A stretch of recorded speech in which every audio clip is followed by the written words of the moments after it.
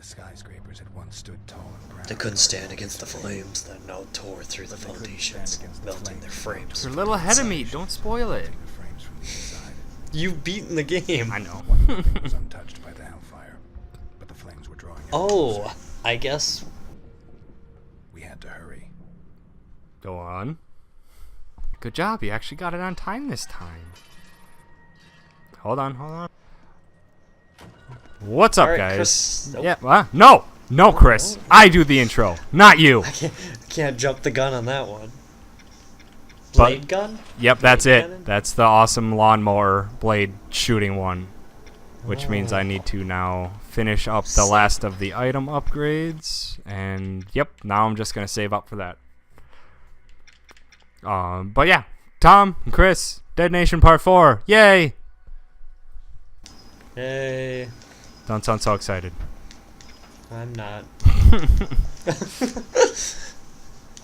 So, last time we talked about some E3 things. A lot of E3 Just a things. little bit of each. Well, it was a little for each reveal. Yep. I guess I want to just finish up with, what'd you think of the announcement of the new, obviously, Pokemon Sapphire and Ruby Red? I don't give a fuck. I straight up just do not give a fuck. like, enjoyed those I want- games. I don't give a shit about Mega Evolutions. No, the Mega Evolutions, if you play X and Y, is actually pretty fucking cool. Like, it does add a whole new thing to it. They turned Sumpert, or whatever the hell his fucking name is, to a roid-raged frog. Uh-oh. Big fuck. Jesus He's Christ. a jumper. Up, he's jumping! Why didn't you mention that earlier before he jumped? I'm sorry, I didn't see him jumping first. Well, you yelled, he's jumping. Yeah, and I then we said got- he's jumping. That's why I was running away. Anywho, so you don't fucking care. Oops, I totally just ate that. Yeah. No, you're I just gonna don't care for these remakes. As much as I just really want for Pokemon, I'd like to just keep playing the newer ones. The ones that introduce brand new things. But I don't want to play the brand new ones redone into the older games. It's Yeah. just not what I want. It's not my kind of thing to get. So I just don't really care for any remade Pokemon game, even though... If I want to play that fucking game, I would just play the original, like I did in my childhood, you know? I mean, why do I have to play a remake version that doesn't change a whole lot from what I can understand already? Jesus Whoa. Christ, I died. Well, You know who didn't die, shit. though? This guy. Good luck, sir. But this is much easier on me now. I can just talk however I want. I don't have to do anything. Do I have to beat the whole game? Or No, this I whole think level? probably the next checkpoint you get me back. Provided you don't die. But yeah, I just... Even though I do understand... The part of remaking it that is awesome is that you can make the games be how you remember them. Instead of sometimes if you go back to an older game, you're just like, oh my god, this is shit. Like, the So kinda graphics like are so Doom bad, the and sound, Quake. yeah, the sound is so bad, it's just... Some things are just so hard to go back to. Which, doing a remake of it makes it more like how you remember it at the time. Which is cool, but... Pokemon, I'm not gonna keep buying it every single year. Just because it's always kind of the same thing. It's still fun to play, but just not as huge addictive into it as I was when I was a kid. Right. I think it may have just lost its, like, nostalgia. Yep. Oh god, big fuck. Oh, you already killed him. That was fast. You have all these special guns that you've been spending points into. Why the fuck aren't you using any of them? Don't need to. Yes, Only you do. using The Only rifle using is the not. rifle. It's starting to get to the point where it does get very weak.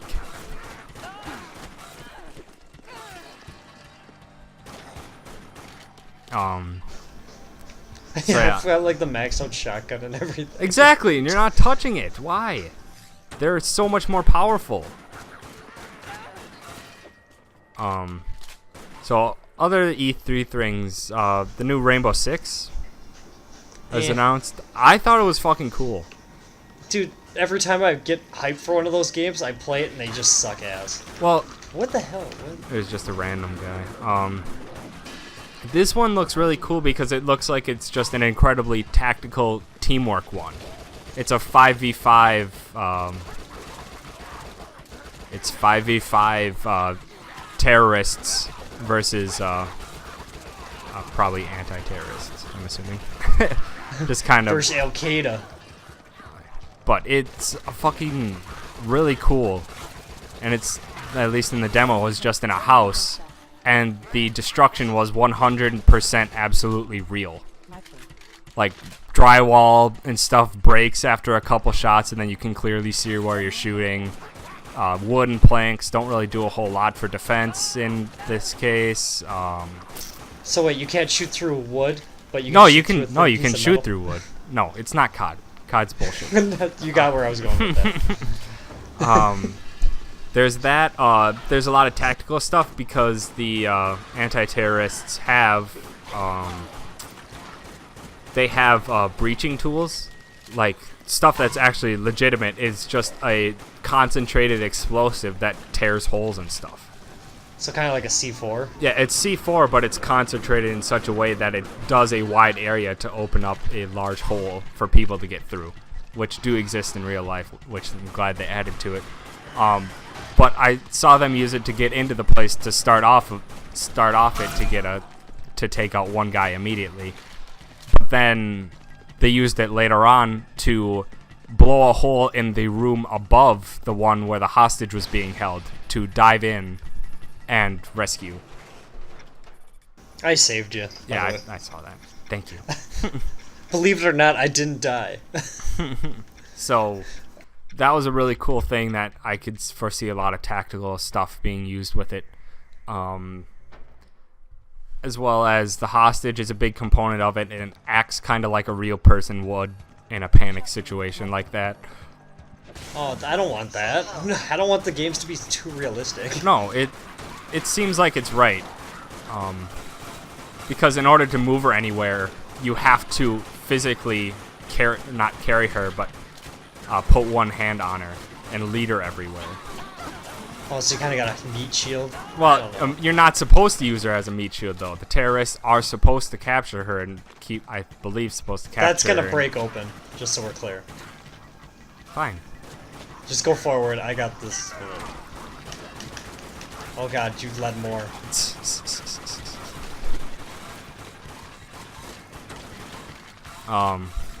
Yeah, I'm excited to see where it ends up. It's another one of those things where, yeah, I'm really excited over it, but I'm not gonna go out and get it immediately. I'm excited to see it's a very different way of doing it. It's a very tactical thing that probably requires a lot of strategy and teamwork, which is right up my alley, which is why I love Battlefield so much more than COD. There's a jumper coming. Watch out. Oh! Oh, fast dodge. Can't touch this. Hold it. Dodge! Oh, I didn't run that time, but I still dodged. Yeah, I guess, I mean, if we had like a squad of 4, I mean, it's called 5v5. squads and fucking call it out. It's or, 5v5 is that. Oh, Jesus Christ. It's just raining dead bodies. Look at all these guys, these businessmen that are now zombies. I think when you're alive, I just try to sit back and let you do most of the work. Yeah, you fuckstick. And then when you're dead, I actually play the game. You bastard. So what else was at E3? Or can we talk about the other game that I finally started Oh, playing? hold on. So, what did you think of the second kind of big reveal of Evolve now? I still think that it's gonna be fucking amazing. I think it might be the game of the year. Just so I we're don't clear. think it will be. I think it will be in the rankings for it. I don't know. will I win don't know new whatever IP. else will. Yeah, I'd say definitely Well, new I guess IP. maybe the bigger games like Destiny and stuff, with those coming out, that might actually. I'm expecting play Destiny into to be very good. I'm not expecting it to be Game of the Year. Evolve I maybe expected and Borderlands to be good, and that one won Game of the Year. So I mean, if this is well, I was expecting halfway. great things of Borderlands 2 because that's all they said, that it was just nothing but improvements on Borderlands 1, yeah, which it it just more entirely was. So Well, it's fantastic. the new Borderlands, by the way, looks pretty decent. I guess now that I can see it a little more with Handsome Jack and stuff. So they still haven't revealed anything on how Claptrap will play, but we'll Don't see. give a fuck. I still think he's more suited for a background character, not an active. But I'm interested to see what they do with it.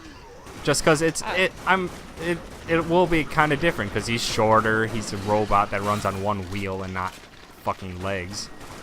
So I'll just kind of wait and see. Constant battery supply, to get Probably that guy not. moving. Probably not.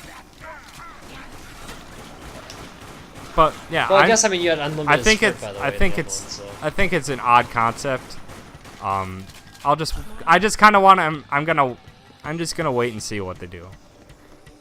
I really like Claptrap as a background character. I'm thinking that he might be better off that way. Now, would you take Claptrap in Borderlands 1 or 2?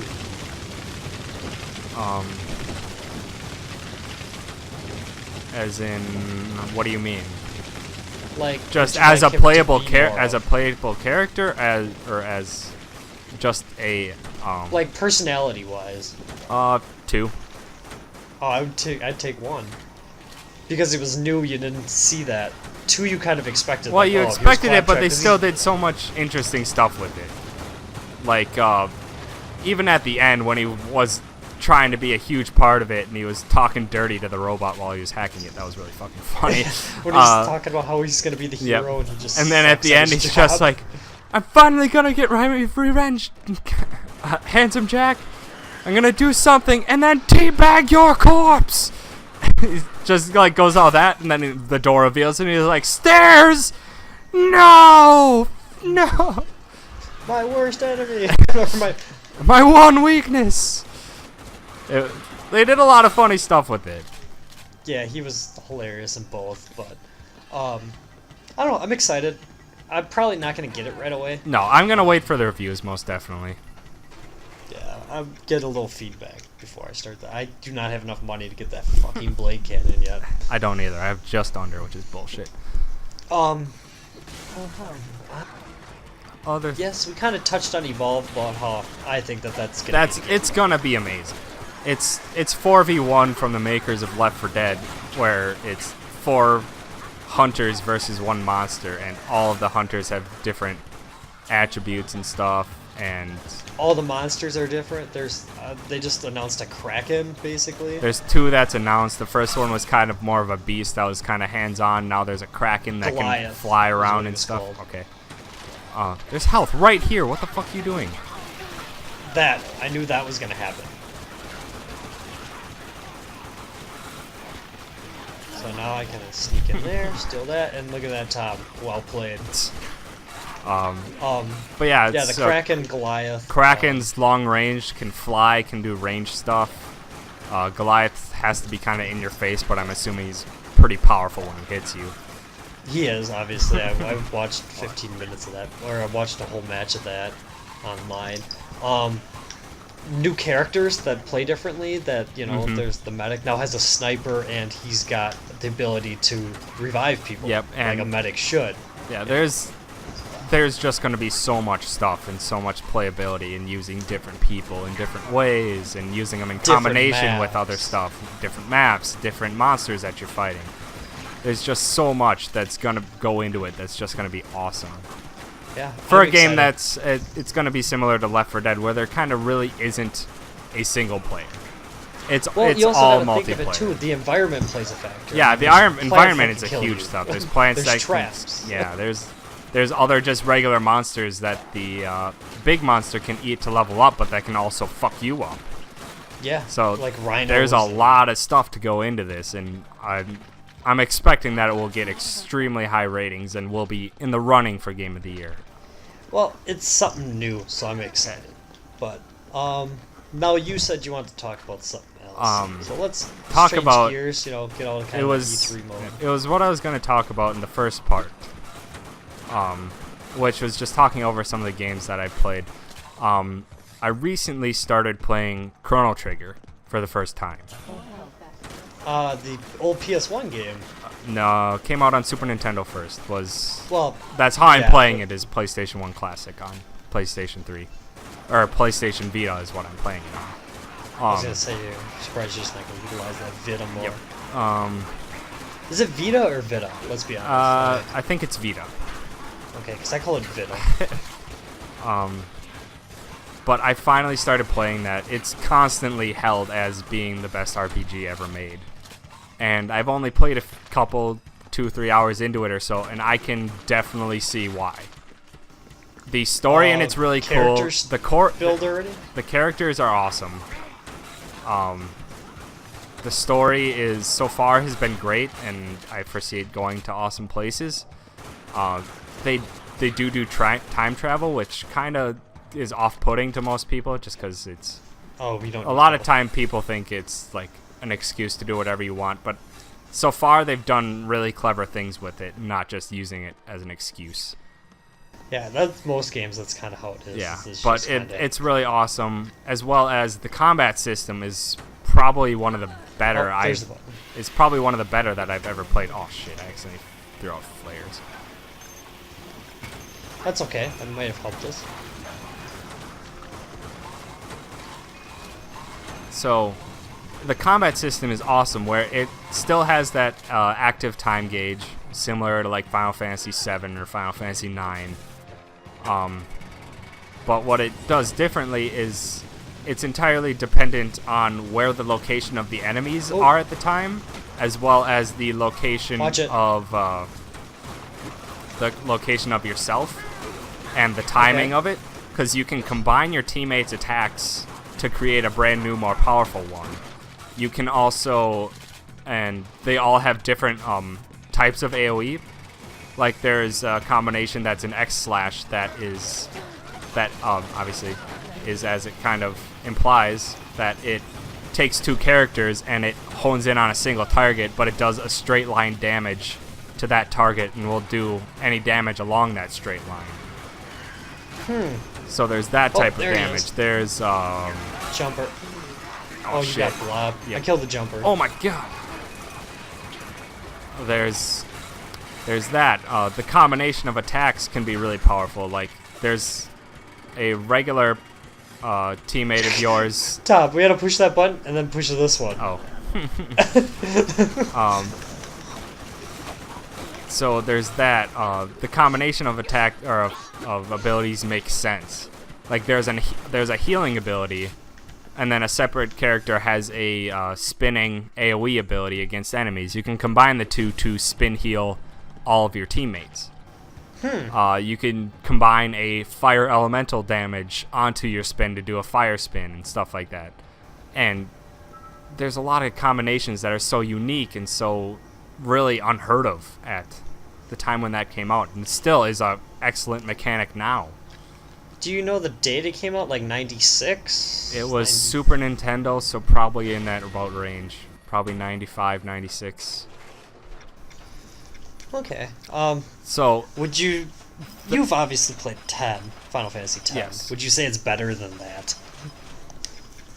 Because Depends. Final Fantasy 10 was my all-time probably favorite game. The story of 10 was the huge center point that was amazing with 10. I haven't gotten far enough in the story in Chrono Trigger to really have a huge say in as of yet. Okay. But from the looks of it, it's going to be very good. But the big part of it that was a huge thing that was way ahead of its time was the fact that there are 13 different endings to the game. Huh. For a game that came out on the Super Nintendo, it has 13 different endings. To which one of them I already know, because, I mean, the game's been out for practically 20 years now. So I kind of already know. I know some spoilers already. But the fact is that in one of them, the main character can die. And and he dies before the end of the game. So you can essentially have a playthrough where you don't even have the main character. So, that would be nuts. I mean, I couldn't imagine. But the main character is not really. I mean, he doesn't talk. He's kind of like Link, where people obviously understand what he's saying, but he doesn't actually speak or say anything. Well, with Link though, you just have Navi there yelling, "Hey, Yeah. listen!" It's kind of hard not to understand what's going on. So there's that, and then he's not extremely overpowered that it's like you can't play without him. It's kind of like a concept that was familiar in Child of Light, where honestly the main character wasn't suited for some situations. It was better to play with other people. So it's not like Final Fantasy VII where you have to play with Cloud. Yeah. I mean, Cloud is just a badass yeah. in that game. I mean, and even Final Fantasy X, you were allowed to play with whatever characters you wanted, and Titus wasn't always the best person.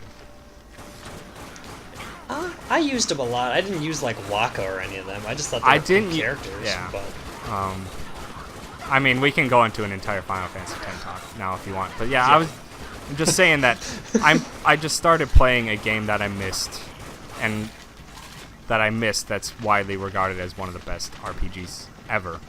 Yeah, and obviously it, and I'm RPGs. I am, after even just 2 hours in, I'm pretty much inclined to agree that it's really good. And honestly, in terms of Final Fantasy goes, Final Fantasy VI is actually the one that's often regarded as the best. Yes, 6 and 8 are actually... No, 8 is not often regarded. Is it 9? No, it's often that when you see a top-ranked Final Fantasy list, you will see 6, 7, and 10 in the top 3. Usually switching out between the 3. 8 had the shittiest magic system of practically any Final Fantasy, because you had to draw your uses of magic from enemies. You had to essentially do a steal move that wasted a turn and stuff like that. They kind of did a couple cool things with it where you could like add it on to your weapons or armor to increase your resistance or add elemental damage to your attacks. But you still had to draw everything from your enemy, and it was just honestly a huge time consumer to keep getting different magics that way. Yeah, it sounds like it would be 9 kind of a waste. is often not held as high just because of the fact that it honestly feels, after people played Final Fantasy VII, they felt like the main character was kind of trying, or the main antagonist was trying to be the same thing. But I never played Final Fantasy VII at the time I played 9, and I still haven't beat Final Fantasy VII. Yeah, I played 7 after 10 here. Yeah, I've played probably halfway through 7, but I still haven't beaten it. I got 3/4 of the way and forgot where the hell I was. Still, 9 was very good, and I honestly really liked the fact that you had to learn your moves and passive slots and stuff like that from the equipment you get. And you had to use your equipment long enough to memorize it, essentially, so you could use it whenever. Yeah. It was an interesting aspect to it, and it definitely it made you try other things. Yeah, I guess it's an incentive to actually attempt to do something different. Yeah, which I applaud most games for, just because sometimes people get so complacent on just one type of play style, and that's it, that they just don't try anything. They really kind of miss out on so many different opportunities. Like the first time I played Final Fantasy IX, I had Zidane, obviously. Because you can't take them out.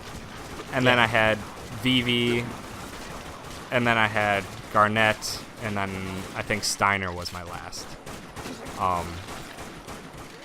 And then my last playthrough of it, I was using Aiko as my healer instead of Garnet, and I thought she was actually overall better after I played her for a while. Still had Vivi, still had Zidane, and then the last one I had was, what's his name? The guy with the claw. Amaranth, I think? I've never played 9. That wasn't my thing. Like I said, I started the series at 10. That's why I kind of regard it as my favorite. I did play 7, but like I said, 7, I lost track of where the hell I was, so I stopped playing it. I don't know, I just like 10. You felt like when the characters something happened, you felt like you were part of it. The voice acting, now that I look back on it, could have been a lot better. But Oh yeah. yeah, the voice acting was pretty bad in some situations.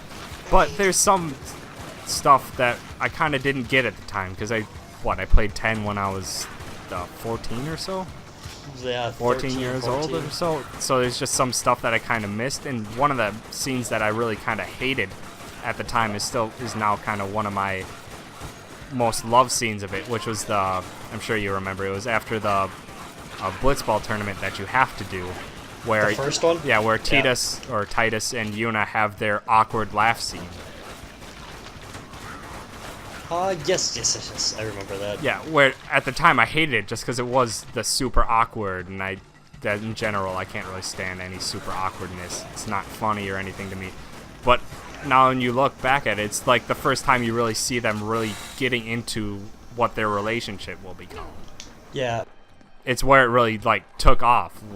My favorite scene is when they're in that water together. When And they it's, finally like, kiss and it's really- all beautiful yeah. and Actually really emotional and oh my god, what just happened? lots of people.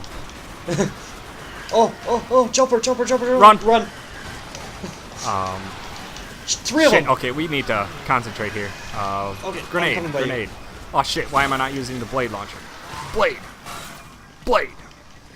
Got him. Wow. Okay. Blade! Back. The screamer right there. Oh, really?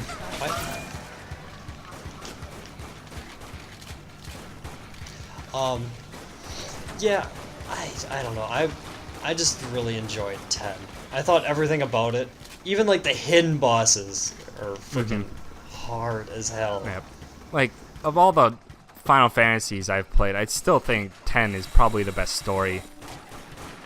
I mean, a lot of people will get bitchy at us because people are really defensive about their Final Fantasies, but everything's just kind of to whoever plays it. And Final Fantasy X's story was really heavy and was intense, and it fucking hit you hard in some points. Like, another excellent moment of Final Fantasy X is when you find out that the pilgrimage that you've been taking Yuna and helping her out along with this entire time is going to kill her. And make her the next. And end up sacrificing her, and then one of you will end up becoming the next Sin. Those things hit you so hard, and that was the first time I ever even really experienced that in a game. The thing that hit me super hard in that game is when you find out that Aaron is actually dead the whole time. Yeah. Like, he was there, with Jet, and I'm like, whoa. Like, I've been using this guy the whole time because he's so good, and now you understand why he's so good. Yeah, and he has a lot of fucked up things about his story and everything, and it's the character. The character depth in that game was phenomenal. The only one that really kind of wasn't that deep was Kimari. Didn't really have the greatest amount of story. He ended up being a pretty good playable character if you really got far into the game. But he didn't really have a whole lot of story other than he's kind of just been helping raise Yuna since she was a kid.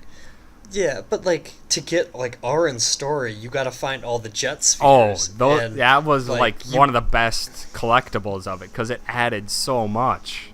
Yeah, it just made the game different. It made you want to go get the collectibles. Where in games like this, you're just kind of I'll get them if I have to. That one, you're I want to find them. Yeah, as well as with the Albed ciphers, being able to understand what they're saying all the time adds a completely different take to the story on everything.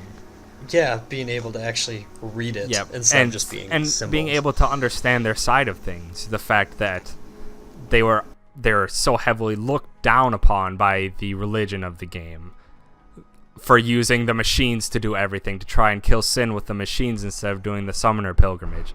Yeah, doing the normal, they were thinking outside the box. Well, they were thinking with knowledge that they already knew is that the summoners had to die in the pilgrimage, whereas the religion kind of hid that from everyone. Yeah, you don't really learn that until honestly 3/4 of the way through. Yeah, and there was just so much depth to that story that was just so amazing. That makes me want to go get X and X2 remastered Yeah. now in the Vita Uh, before we go to Texas.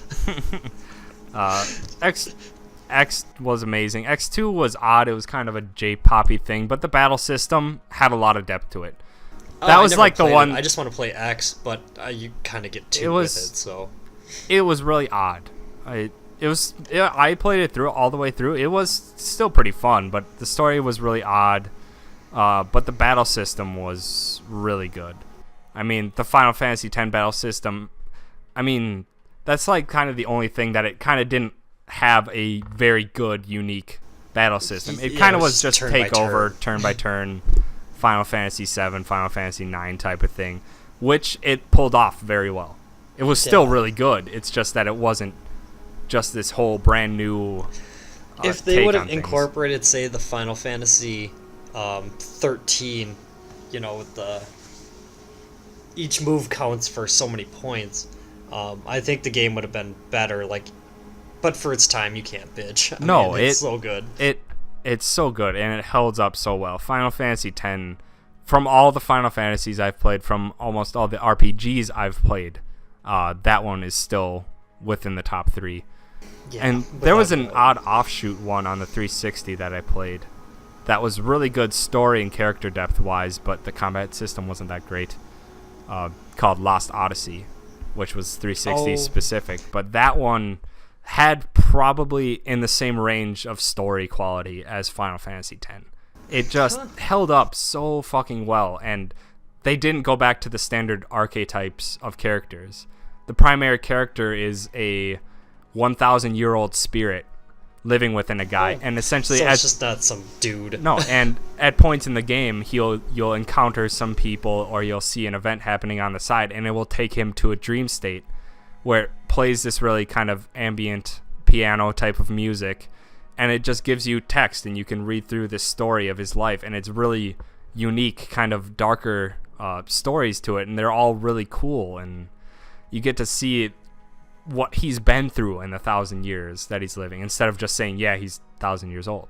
Yeah, he's just Like hey, the here it is. character depth and the story of that were phenomenal. The battle system was something to be desired, but that one's probably one of the ones that I would still highly regard. So, well, we've been kind of sitting here on the screen Yeah. for a good Well, 3 that's what minutes happens now. when you get RPGs guys starting talking about RPGs, especially ones that our favorites. yeah, Final Fantasy X, and now once I beat Chrono Trigger, I'm sure that will probably be up in the same area. And I'll be excited to hear about it. Yes, you will. So, I guess we can consider that one good. It was fun. We almost died multiple times. We still passed. Yeah. Doesn't matter. Hey, C still passing, right? Yeah, So, yeah. yeah. I guess we can call that an episode after sitting here and talking for like 8 minutes past when the thing ended. Yep. Yep. About that. Well, About that. fuck it. Hopefully you guys enjoyed our talk of RPGs, and we'll probably talk more about RPGs and whatever the hell that comes to mind whenever Yeah. we play next. Thanks for listening. Yep. Bye. Bye.